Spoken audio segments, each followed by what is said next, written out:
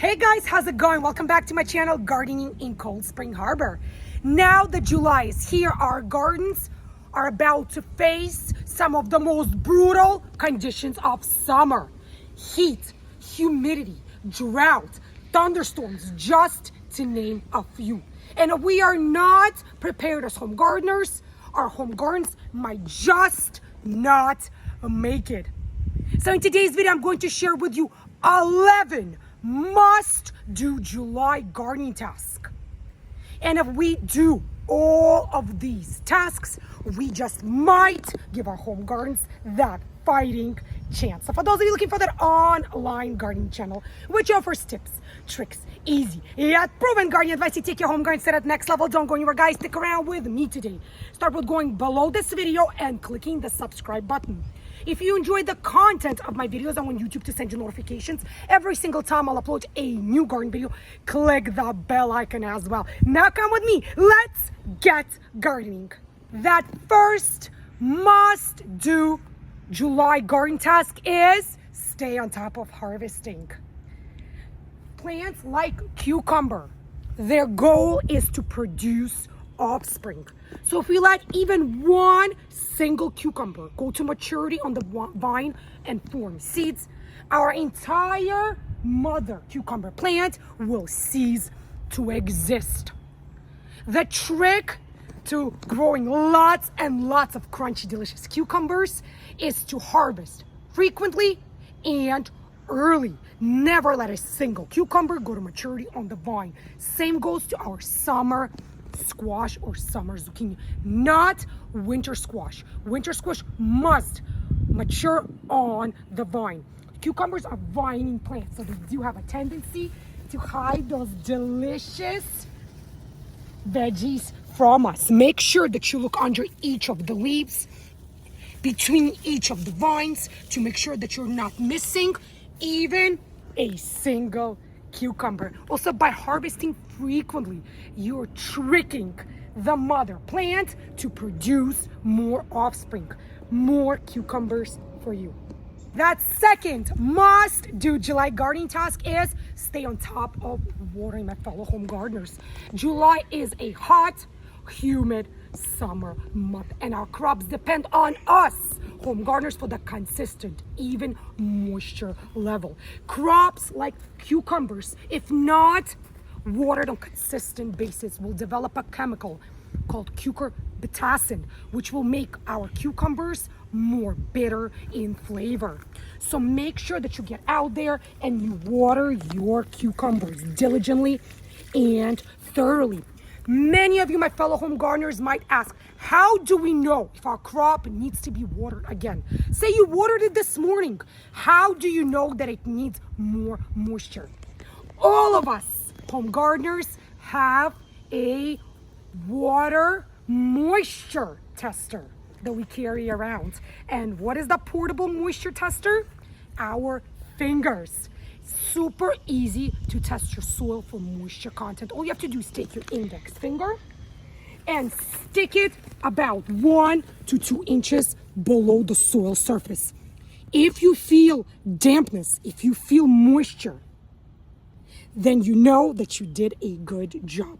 If you stick your finger in there and you feel the soil is dry, dusty almost, what does that mean? That means it's time to get your watering can out again. Third must-do July gardening task is increase production.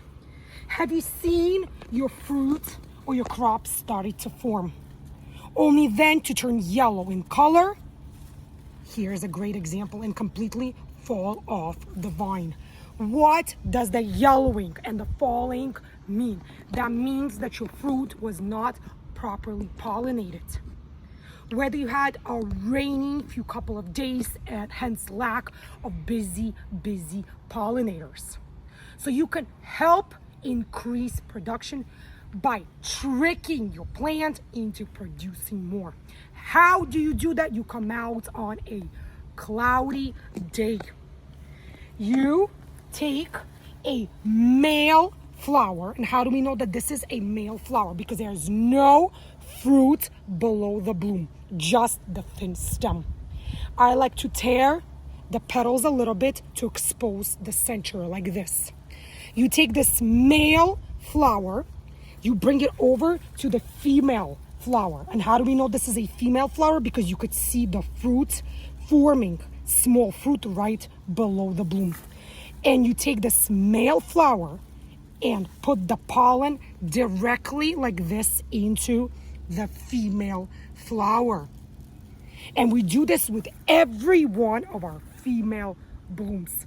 If you don't want to use the male flower directly, you can take a Q-tip or a small brush, rub the inside of the male flower, hence collecting that pollen, and using that Q-tip or brush, we transfer the pollen from male flower to the center of the female flower.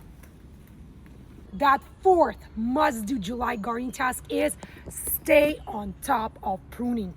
As our plants keep growing, setting and producing food for us, they will need just a bit of help from us home gardeners. So how can we help our plants? We can help them by pruning off any and all of the foliage that is unfortunately touching the ground or the soil surface. Why do you want to do that? Because you want to prevent the spread of disease or bacteria.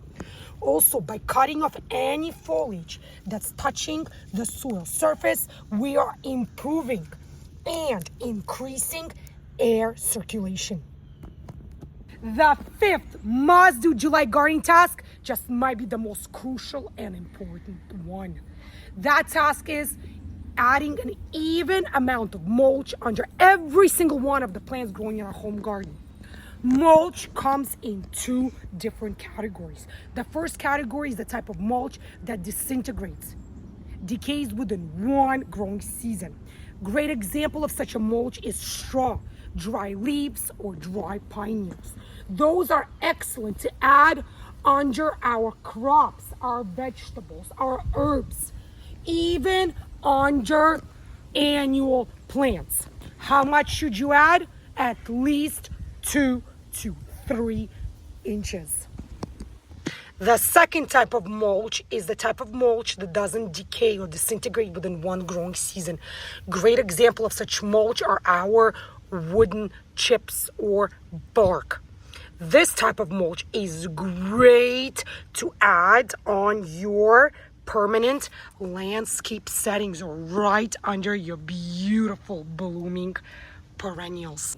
I know that many of you, my fellow home gardeners, might ask me, Luba, why should we add mulch now in the middle of summer when we have already done this task during the spring growing season? The answer to that question is because spring was 3 months ago and summer is here now. Especially if you're using the type of mulch that only lasts you one growing season.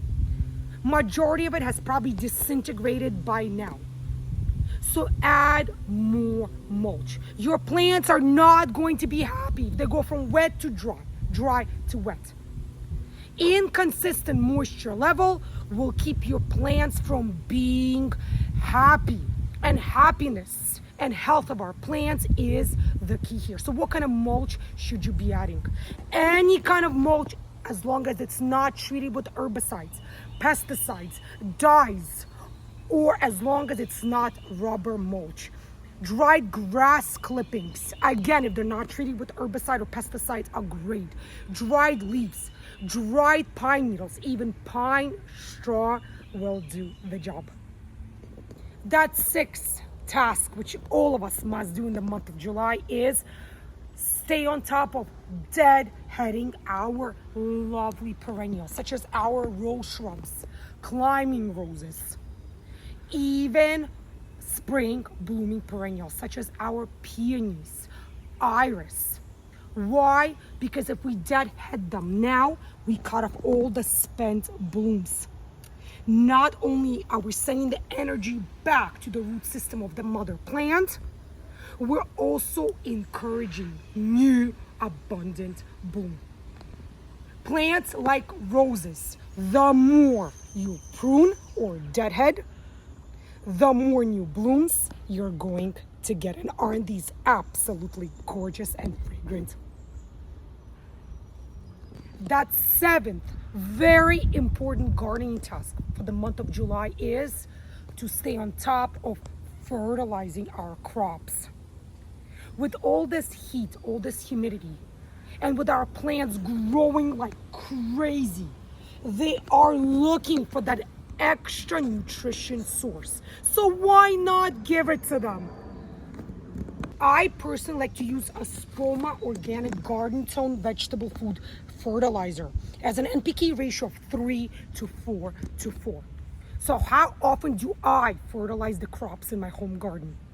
I fertilize my crops every 7 to 10 days, especially if you're growing them in containers or raised garden beds.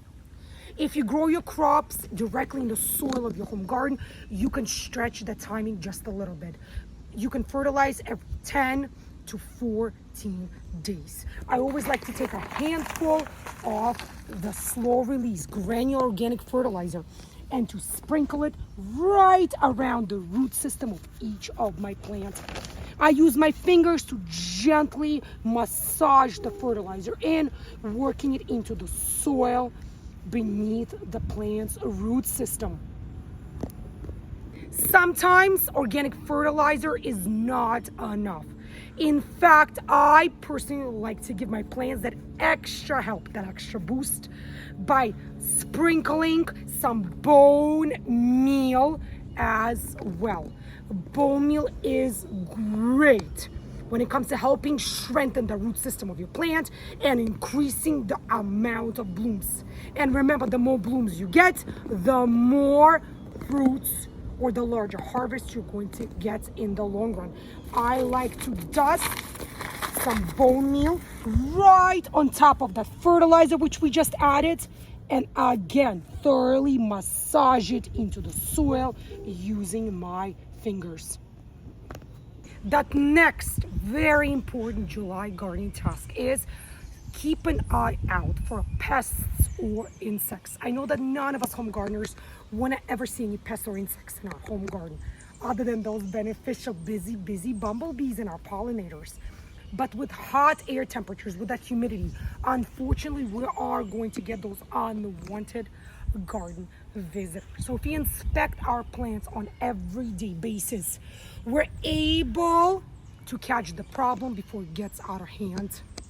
Squash, vine borers, or cucumber beetles, even aphids, can destroy our entire home garden if we do not keep a close eye on our plants on daily basis. Take that stroll early mornings or late evenings even with a cup of coffee or a glass of water and inspect your plants. Why?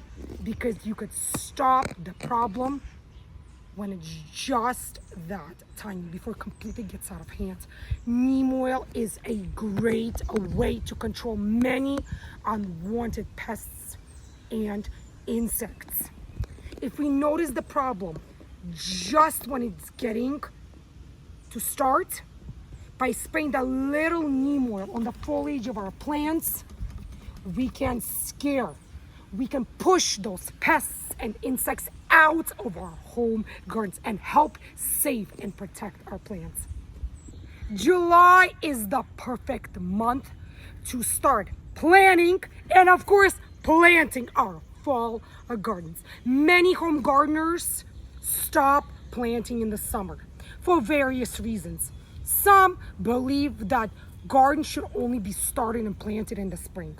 Many are just exhausted, overwhelmed from all the pests and disease that are already taking over their home gardens. And many just feel like it's too late in the season. It is not too late, my fellow home gardeners. July is the perfect month to plant many beautiful small melon varieties. Look at this stunner. I just planted it about 2 weeks ago and look at all the gorgeous blooms. Look how large this melon variety is getting. You can plant beautiful cucumbers as well, as many of the plants which we planted in the early spring are just overwhelmed and exhausted with all the pests and the disease. Right now there's no more risk of frost. The temperatures are nice and hot. The soil is nice and warm.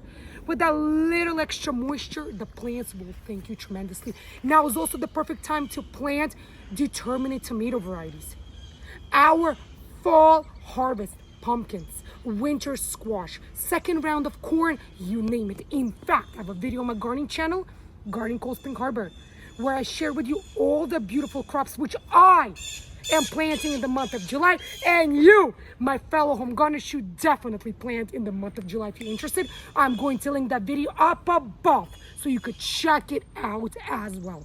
July is a great month to refresh your shade garden as well. Many home gardeners get despaired when they can't find the perfect perennial or even an annual to plant in the home gardens because it's mostly a shade garden.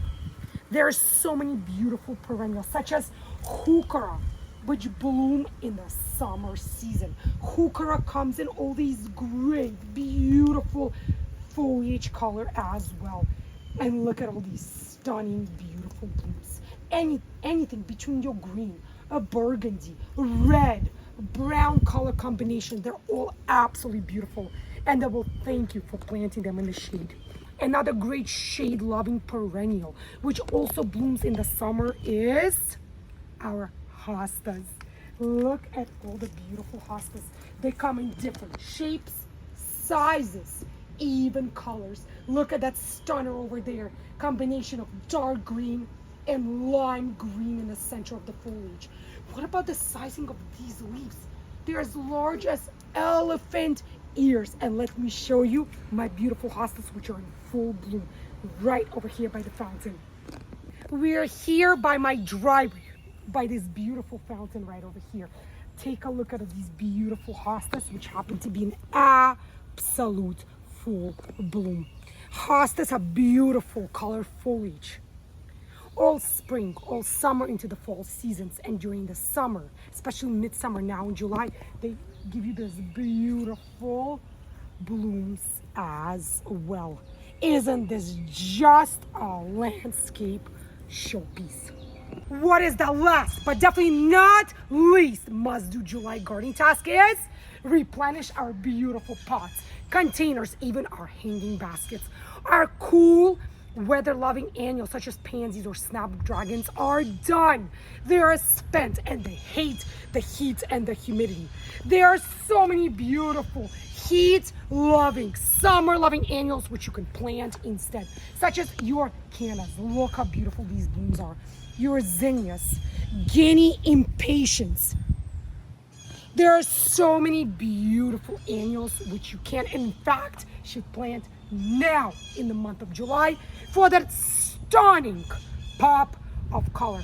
If you do have some annuals which you planted in the spring which are still in bloom, which are not spent, leave them alone.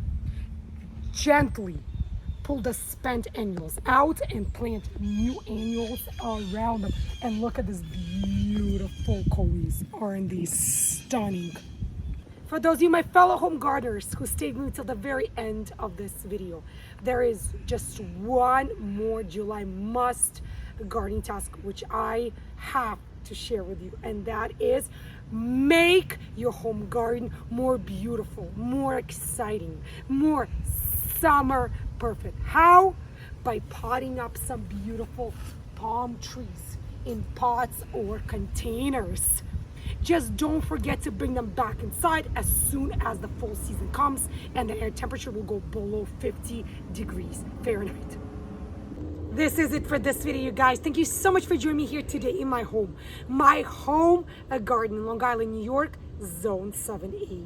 In today's video, we covered 11 must-do July gardening tasks. For those of you who enjoyed the content of today's video, if you found today's video to be useful, helpful, informative, in absolute any way, guys, don't be shy. Show me that support by clicking thumbs up below. It's super easy for you to do, yet so pleasing and rewarding to me. Leave your comments in the comments section below. Many more of you have been writing to me, talking to me, and I love learning and hearing more about your home gardens. you haven't yet subscribed to my garden channel, Gardening Cold Spring Harbor, please don't wait any longer. Do so today. It's super easy. Just go below this video and click the subscribe button. Click the bell icon as well if you want YouTube to send you notifications every single time I'll upload a new garden video. Stay healthy, happy, enjoy this beautiful summer weather, and make sure to get on out there and do those important July tasks that we spoke about in today's video. And happy gardening, guys, and I'll see you again in my new upcoming garden videos. Bye, guys.